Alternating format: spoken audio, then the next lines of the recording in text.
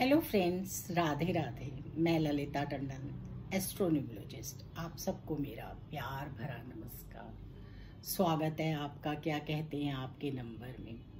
आज हम बात करेंगे मंगल के राशि परिवर्तन पर। अभी तक मंगल जो है वो 12वीं राशि मीन राशि 12th हाउस में विचरण कर रहे हैं। अब वो अपना राशि परिवर्तन करेंगे और वो 27 तारीख को अपनी खुद की राशि मेष राशि में आ जाएंगे। वैसे तो मंगल जब अपनी खुद की राशि में आएंगे तो ये जो उनका गोचर होगा वो अच्छा ही होना चाहिए, क्योंकि अपने घर में हर कोई जो है वो अपने आप को सुरक्षित कंफर्टेबल फील करता है। वैसे भी मंगल ग्रहों में सेनापति माने जाते हैं और काफ़ी अग्निकारिक माने जाते हैं, और मेष उनकी खुद की राशि है। और राशियों के क्रम में देखा जाए तो मेष पहली राशि है, यानी कि फर्स्ट हाउस में। पर ये गोचर क्यों खास है? इस गोचर पर जो हम चर्चा कर रहे हैं वो बहुत खास है। और ये क्यों खास है? क्योंकि राहु वहां पर पहले से बैठे हैं और राहु भी 1 नंबर में ही गोचर कर रहे हैं। अपना राशि परिवर्तन उन्होंने अप्रैल में किया था और वो मेष राशि में आ गए थे। अब राहु मेष राशि में है, यानी मंगल के घर में है, और साथ ही मंगल भी वहीं जा रहे हैं। अपने 45 दिन के गोचर को वो अपनी ही राशि में रहेंगे। ये जो है परिवर्तन ये बहुत खास है और आप लोगों को इसके बारे में जानना भी चाहिए। मंगल अग्निकारक हैं, आग हैं, यानी कि क्रोध है, और राहु जो है वो छल है, छाया ग्रह है, कपट है।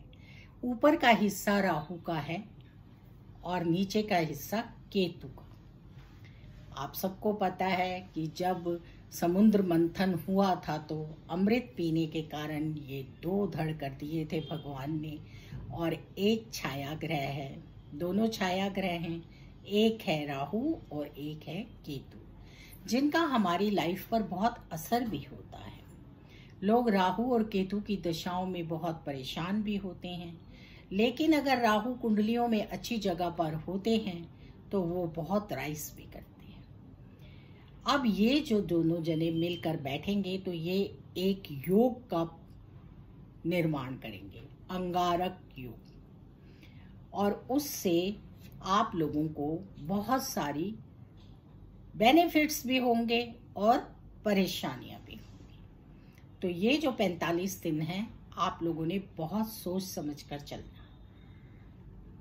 अपनी अपनी कुंडली में देखिए कि आपका मंगल कहाँ बैठा है और राहु कहाँ बैठा है, और 1 नंबर की राशि आपकी कहाँ है। जिनके भी मंगल या राहु मेष राशि में हैं उनको थोड़ी सावधानियां बरतनी चाहिए, सतर्क रहना चाहिए। उससे आप लोग इस गोचर का लाभ भी उठाएंगे और परेशानियों से भी दूर रहेंगे, क्योंकि जो राहु है वो किसी भी क्षण बहुत कुछ दे देता है और दूसरे ही क्षण ले लेता है, और जो मंगल है वो आपका जो है आपका व्यक्तित्व है, क्रोध है। आप कह सकते हैं कि वो बड़ी जल्दी क्रोध में आ जाता है अगर उसके साथ कोई छल होता है, और आपके साथ छल हो सकता है, और इस छल से बचने के लिए आपको अवेयर रहना है, यानी कि ध्यान रखना है। बल्कि मैं तो कहूंगी कि जिनकी भी कुंडलियों में भी ये युति है वो लोग ये 45 डेज के लिए अपने सारे जो प्लान्स हैं वो रोक दें। जैसी नॉर्मल लाइफ चल रही है वैसे चलें और भगवान शंकर की उपासना करें, क्योंकि शंकर भगवान ही इन दोनों को कंट्रोल में कर सकते हैं, और इन दोनों को कंट्रोल में करना बहुत जरूरी है। इसी तरह से जो बच्चे इस टाइम में पैदा होंगे, जो डिलीवरीज होंगी, स्पेशली 27 जून से लेकर 10 अगस्त तक, तो वो बच्चे जो हैं वो इस योग को लेकर आएंगे। मंगल और राहु की युति उनकी कुंडली में होगी। और अब तो देखिए, वैसे तो हमें सब कुछ हमारे कर्मानुसार मिलता है, मैं कर्मास पर बिलीव करती हूँ। जिनके भी कर्म अच्छे होते हैं उनकी कितनी भी कोई कठिन परीक्षा क्यों ना हो, फूल की तरह निकल जाती है। क्योंकि जब उन्होंने किसी के साथ कुछ गलत किया नहीं है तो उनके साथ कुछ गलत होगा नहीं। लेकिन फिर भी जो बच्चे इस टाइम पर पैदा होंगे उनको अपने इस योग की ग्रह शांति जरूर करानी चाहिए। मंगल और राहु के इस योग पर अपने जिस भी पंडित को मानते हैं, जब भी डिलीवरी हो उस पर काम जरूर करें। अंशों का भी फर्क होता है, कौन से अंश में कौन सा बच्चा पैदा होगा, उसका कितना इफेक्ट आएगा, ये सब आप लोग समय को देखकर जब भी डिलीवरी होगी अपने किसी भी पंडित से पूछ सकते हैं। और इसके लिए अगर आप उज्जैन जाएंगे तो वहाँ पर 2 मंदिर हैं ऐसे जहाँ पर इसका निवारण होता है। शंकर भगवान जो हैं वो बहुत ही ज़्यादा इस चीज़ को कंट्रोल कर सकते हैं। तो इसलिए माँ मृत्युंजय का पाठ कीजिए, ओम नमः शिवाय का जाप कीजिए, और नहीं तो यूट्यूब पर सुनिए भी, उससे भी लाभ मिलेगा। मंगल का ये गोचर सबके लिए नहीं है, लेकिन फिर भी जिनके लिए है वो दूसरों को कष्ट दे सकते हैं, कुटुंब में कष्ट हो सकता है, और इस दौरान स्ट्रोक्स बढ़ सकते हैं, बीपी फ्लक्चुएट्स हो सकते हैं। राहु और मंगल की युति से सबसे ज्यादा स्किन प्रॉब्लम्स हो सकती हैं, स्किन में कोई ना कोई प्रॉब्लम हो सकती है। आप कह सकते हैं कि ब्लड की कोई प्रॉब्लम हो सकती है। तो इसलिए अगर आप यंग हैं, स्वस्थ हैं और मंगल ग्रह आपका स्ट्रॉन्ग है तो ब्लड डोनेट कीजिए, उससे आपको लाभ मिलेगा। जो ब्लड आपका इधर उधर जाना है वो ब्लड किसी के काम आ जाएगा। इसी तरह से इस ट्रांजैक्शन का जो इफेक्ट है वो काफी ज्यादा होगा, और उस इफेक्ट को कम करने के लिए सबसे जरूरी है कि हम हनुमान जी की उपासना करें। हनुमान जी एक ऐसे हमारे देवता हैं जो हर एक को कंट्रोल कर लेते हैं, चाहे वो कोई भी हो। और शंकर जी की उपासना करें, क्योंकि शंकर जी राहु को पूरी तरह कंट्रोल में रखते हैं। आप लोगों को करना क्या है, एक तो देखना है कि आपके कहाँ कहाँ है। फिर मंगल की 4 दृष्टियां होती हैं, 3 दृष्टियां होती हैं, जहां वो बैठता है, चौथे घर में, 7वें घर में और 8वें घर में। राहु के भी हमारे जो एस्पेक्ट हैं वो बिल्कुल जुपिटर की तरह होते हैं, यानी कि देवगुरु बृहस्पति की तरह।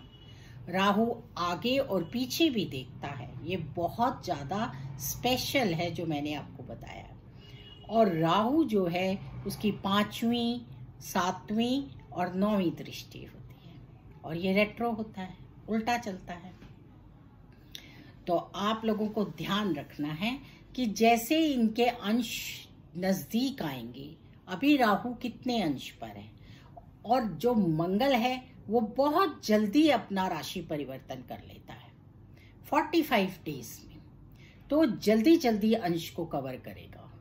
और राहु के अंशों से जैसे जैसे वो दूर होता जाएगा उसका इम्पैक्ट कम होता जाएगा। हम आपको बताते ही हैं कि कोई भी ग्रह जो होता है वो 6 डिग्री तक पिछले ही घर का इफेक्ट देता है, और 6 डिग्री तक अगले ही घर का इफेक्ट देता है। तो 12 डिग्रीज ऐसी होती हैं जिनमें दोनों घर, 6 डिग्री ऐसी होती है जिनमें दोनों घरों का इम्पैक्ट आता है। चलित में कई बार देखते हैं तो ग्रह दूसरे घर में चला जाता है, उसकी यही वजह होती है। तो आप लोगों को मंगल और राहु के इस ट्रांजैक्शन पर अपना खास ध्यान रखना है। किसी तरह की आपको कोई प्रॉब्लम आ रही हो तो आपने अपने जाप मंत्र पूजा को बढ़ा देना है। कोशिश करनी है कि तली भुनी चीजें ना खाएं, कोशिश करें कि नॉनवेज वगैरह, मदिरा वगैरह इनका भी सेवन कम करें या ना करें। और बहुत अच्छी बात है कि इस ट्रांजैक्शन के बीच में पूरे 1 महीने का सावन का महीना आ रहा है, और सावन के महीने में हमारे यहाँ पे हर कोई शंकर भगवान की पूजा बड़े तन्मयता से करता है। तो बस फिर क्या है, हम करेंगे शंकर भगवान की पूजा और शंकर जी करेंगे इन सब चीजों का निवारण। तो डरने की तो कोई जरूरत नहीं है। बस हमें अपनी उपासना, अपने व्यवहार और अपने क्रोध को कंट्रोल करना है। और सबसे बड़ी एक चीज़ का ध्यान रखना है, पैसे का लेन देन बहुत सोच समझ कर करना है, क्योंकि आपके साथ राहु की वजह से फ्रॉड हो सकता है, छल हो सकता है। और उसी तरह से आपने प्रॉपर्टी में अगर कुछ करना है या इन्वेस्टमेंट्स करनी है तो उनको बहुत सोच समझ कर कीजिए, आप नुकसान उठा सकते हैं। पूरे अपने अवेयर होके, पूरी एडवाइस लेके इस 45 दिन में आप कोई भी काम कीजिए। बहुत सारे लोगों को बहुत बेनिफिट्स भी होंगे, उनकी गवर्नमेंट जॉब्स भी लगेंगी, उनको लाभ भी मिलेगा, वो बहुत राइज भी करेंगे, क्योंकि जो राहु है वो एकदम से अर्श से फर्श पर ले आता है और फर्श से अर्श पर ले जाता है। और मंगल जो है वो एनर्जी से भरपूर है, और जब उसकी एनर्जी राइट साइड पर लगेगी तो बहुत कुछ अच्छा भी होगा। ऐसा नहीं है, हर चीज़ के अच्छे बुरे रिजल्ट्स आते हैं, लेकिन ये युति बहुत ज़्यादा अच्छी नहीं है। इसीलिए हमें हनुमान चालीसा का पाठ करना चाहिए, हमें हनुमान जी की उपासना करनी चाहिए, शंकर भगवान की उपासना करनी चाहिए। जितना हो सके आप पंचाक्षरी मंत्र ओम नमः शिवाय की एक माला जरूर कीजिए। अब हम बात करेंगे, क्योंकि मैं जो न्यूमरोलॉजी करती हूँ तो नंबर पे आपको ज़्यादा बताती हूँ। अब हम बात करते हैं कि नंबर कैसे रहने वाले हैं। राशियों के हिसाब से मैंने आपको बताया है, मेष राशि, वृश्चिक राशि, और इसके साथ साथ जो है राहु की कोई राशि नहीं है। और जो मंगल है उसकी अपनी 2 राशियां हैं। मंगल अपने घर में ही आ रहे हैं तो मंगल अपने आप को बहुत कंफर्टेबल फील करेंगे, लेकिन मंगल के कंफर्टेबल होने से फर्क नहीं पड़ता, राहु कुछ भी करा सकता है। हम अभी किसी से डील करेंगे तो उसको वो गलत भी कर सकता है, इसलिए बहुत सोच समझकर सारे की काम कीजिए। वाहन स्लो चलाइए, खान पान पर ध्यान रखिए, गैस्ट्रिक फूड्स मत खाइए। वैसे भी ऋतु चेंज हो रही है तो हमें अपने खान पान पर ध्यान रखना चाहिए। तो अब हम बात करेंगे कि हमारे नंबर्स क्या करेंगे। नंबर एक वालों के लिए ये राशि का परिवर्तन अच्छा रहेगा, उन्हें कोई परेशानी नहीं होगी, उनके काम भी अच्छे बनेंगे, उन्हें गवर्नमेंट जॉब्स भी मिलेंगे और वो आगे बढ़ेंगे।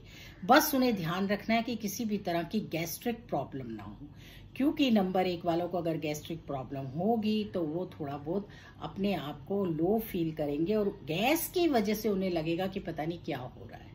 तो इसलिए अपना खास ध्यान रखिए और गैस्ट्रिक प्रॉब्लम से दूर रहिए, क्योंकि नंबर 1 वालों को अभी मेष राशि में ही उच्च का सूर्य होता है, इसलिए अपना खास ध्यान रखिए। और अपना सूर्य नमस्कार करते रहिए, और सावन के महीने में शंकर भगवान पर जल चढ़ाते रहिए और उसमें थोड़ा सा केसर डालते रहिए, तो बस आपकी चांदी ही चांदी होगी। नंबर 2 वालों के लिए भी ये बहुत अच्छा है, इसमें कोई प्रॉब्लम नहीं आने वाली है। बस उन्हें एक चीज़ का ध्यान रखना है कि उन्हें किसी भी तरह की कोई हेल्थ प्रॉब्लम हो तो डॉक्टर को जरूर दिखाना है, और वो शंकर भगवान की पूजा करें और मंगलवार को हनुमान चालीसा का पाठ करें, और हो सके तो सप्ताह में 1 बार सुंदरकांड का पाठ करें। बस उन्हें कोई तकलीफ नहीं होने वाली, उनके सारे काम बनते चले जाएंगे। नंबर 3 वालों के भी लिए ये ट्रांजैक्शन अच्छा है, उन्हें किसी तरह की परेशानी नहीं है, उनके काम बनेंगे, वो आगे बढ़ेंगे, उनको जॉब्स मिलेंगी, उनके अच्छे रिजल्ट्स आएंगे। हाँ, उनके साथ एक प्रॉब्लम हो सकती है कि वो सोच समझकर काम करें, लेकिन अगर किसी को उन्होंने पैसा उधार दिया तो वो लौटने में दिक्कत होगी। तो बिल्कुल भी यानी कि पैसे दो ही मत किसी को, लेकिन हमें जब व्यवहार में देने भी पड़ते हैं तो सोच समझ कर दो, और उस बात की गारंटी लो कि वो आपका पैसा वापस लौटाए, नहीं तो आप यहाँ पर नुकसान उठा सकते हैं। और इन्वेस्टमेंट से भी बचेंगे तो अच्छा ही रहेगा। नंबर 4 वालों को खास ध्यान रखना है, शंकर भगवान की पूजा करनी है, अपनी हेल्थ पर भी फोकस करना है, हल्का भोजन खाना है, रोड साइड स्वीपर को भी कुछ देना है, और मंगलवार के दिन हनुमान चालीसा पढ़ना है और भगवान हनुमान जी के मंदिर में जाकर 7 बार बजरंग बाण का पाठ करना है, और शंकर भगवान की ओम नमः शिवाय की एक माला जरूर रोज करनी है। और किसी के साथ भी पैसे का कोई लेन देन नहीं करना है। मनी आ रही है तो अच्छा है, लेकिन जानी नहीं चाहिए। और कहीं भी इन्वेस्टमेंट करने से भी बचिए, प्रॉपर्टी वगैरह लेने से, वाहन लेने से भी बचिए, इससे आपको लाभ होगा। और अपनी स्किन का खास ध्यान रखिए, आपको किसी भी तरह की कोई स्किन प्रॉब्लम हो सकती है या गैस्ट्रिक प्रॉब्लम हो सकती है, आपका बीपी भी फ्लक्चुएट हो सकता है, तो अपना बहुत ध्यान रखिए। और ओम नमः शिवाय का जाप आपकी सारी प्रॉब्लम्स दूर करेगा। तुलसी पर जल चढ़ाइए, तुलसी आपकी रक्षा करेगी। नंबर 5 वालों के लिए ये भी ट्रांजैक्शन अच्छा है, उन्हें कोई प्रॉब्लम नहीं है, वो नॉर्मली अपने काम करते चले जाएंगे। मंगलवार के दिन गणपति पर सिंदूर चढ़ाइए। बस एक बात का ध्यान रखिए कि खान पान पर थोड़ा ध्यान रखिए, ज़्यादा तली तुली चीज़ें मत खाइए, उससे फिर आपको भी स्किन प्रॉब्लम हो सकती है। नंबर 6 वालों के लिए ट्रांजैक्शन अच्छा है, उन्हें किसी तरह की कोई प्रॉब्लम नहीं है, वो अपने काम करते चले जाएंगे। लेकिन अगर बीपी है तो ध्यान रखिए, फ्लक्चुएशन हो सकती है। और इसके साथ साथ आपने एक चीज़ का और ध्यान रखना है, और वो है कि आपने कोई भी ऐसा खाना नहीं खाना है जिससे कि गैस्ट्रिक प्रॉब्लम हो, वो हो सकती है। और अपने आप को दूसरों की बुराई करने से बचाना है, बस दूसरों की बुराई ना कीजिए, नहीं तो कोई भी आपकी बात पकड़कर और उससे आप फैमिली में ही अपनी परेशान हो सकते हैं। तो फैमिली में आप परेशान ना हो और आपको किसी तरह की कोई प्रॉब्लम ना हो, उससे बचने के लिए आप ओम नमः शिवाय का जाप करते रहिए। मंडे को शंकर भगवान पर जल चढ़ाइए, एक वाइट हैंकी अपने पास रखिए, और रोड साइड जो डॉग होते हैं उनको कुछ ना कुछ दीजिए, उससे आपको लाभ मिलेगा। नंबर 7 वालों के लिए ट्रांजैक्शन जो है थोड़ा टफ है, क्योंकि मंगल और राहु दोनों का ही एस्पेक्ट नंबर 7 वालों के उसके ऊपर आ सकता है। तो आप लोग अपना ध्यान रखिए, शंकर भगवान की पूजा कीजिए, शंकर भगवान पर बेल पत्ते चढ़ाइए और ओम नमः शिवाय का जाप कीजिए। बेल पत्ते पर राम राम लिखकर चढ़ाएंगे तो बहुत लाभ होगा। हनुमान चालीसा का पाठ कीजिए। मंगलवार को हनुमान मंदिर में जाकर 7 बार बजरंग बाण का पाठ कीजिए और भुने हुए चने बांट दीजिए।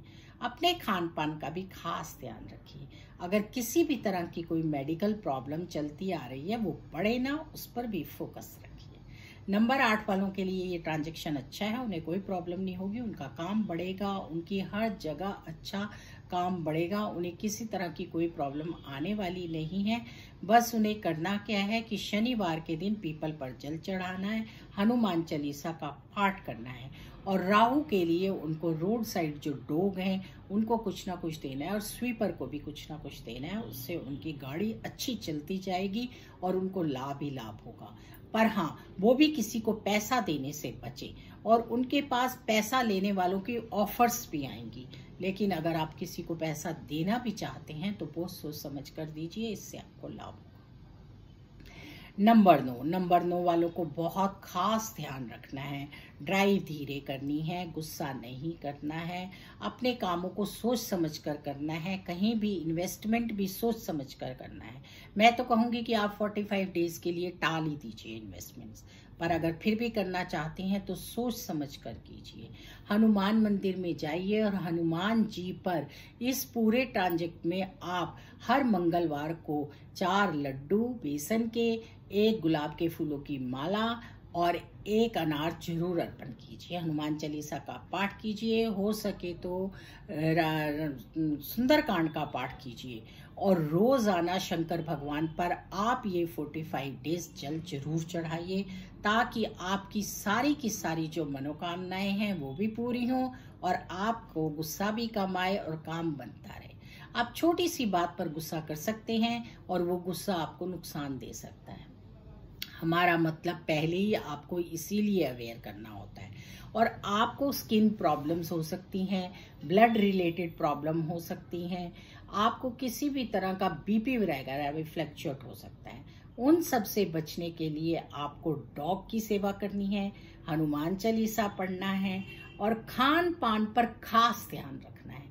ऐसी चीजें नहीं खानी है जिससे कि आपको गैस्ट्रिक प्रॉब्लम हो या आपको तला तुला सब अवॉइड करना।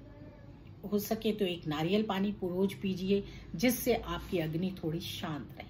तुलसी की सेवा कीजिए, शाम को तुलसी पर दीपक जलाइए।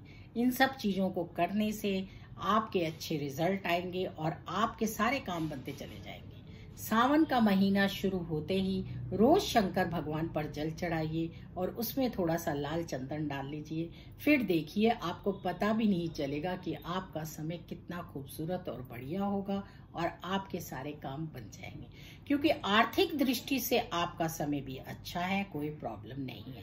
लेकिन घर परिवार में किसी तरह की कोई प्रॉब्लम ना हो, किसी को कोई तकलीफ ना हो, इन सब चीजों का खास ध्यान रखते हुए आप अपना ये जो 45 डेज का टाइम है, 27 से लेकर 10 अगस्त तक का, वो बहुत ही अच्छे से व्यतीत करिए। सबसे अच्छी बात है कि इस टाइम में सावन का महीना आ रहा है और शंकर भगवान का सबसे प्रिय मंत्र होता है, तो ये जो है ये सब बहुत अच्छे से निकल जाएगा। हमें पाठ पूजा हर चीज करने से लाभ होगा।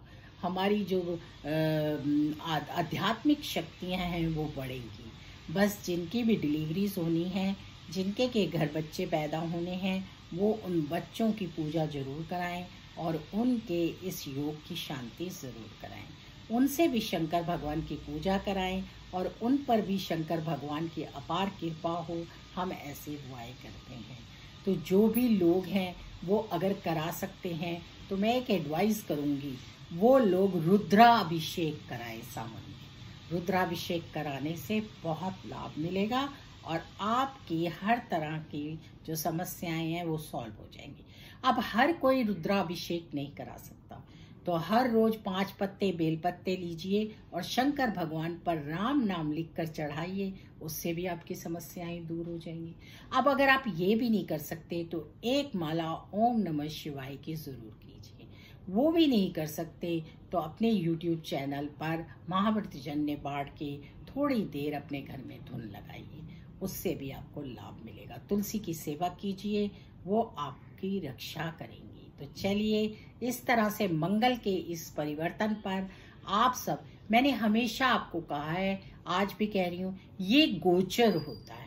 हमारी कुंडलियों के ग्रह अगर बहुत स्ट्रांग हैं, बहुत अच्छे हैं, हमारे नंबर अगर बहुत अच्छे हैं, तो उसका इम्पैक्ट हम पर 20% भी नहीं पड़ता। क्योंकि गोचर में जो ग्रह चेंज होते हैं वो मौसम होते हैं। जैसे हम अपने आप को बारिश से बचाते हैं, सर्दी से बचाते हैं, गर्मी से बचाते हैं, ऐसे ही हमें गोचर में इन चीजों को ध्यान रखने से लाभ मिलता है। तो चलिए, राधे राधे, जय श्री कृष्णा। फिर मिलेंगे नई वीडियो में।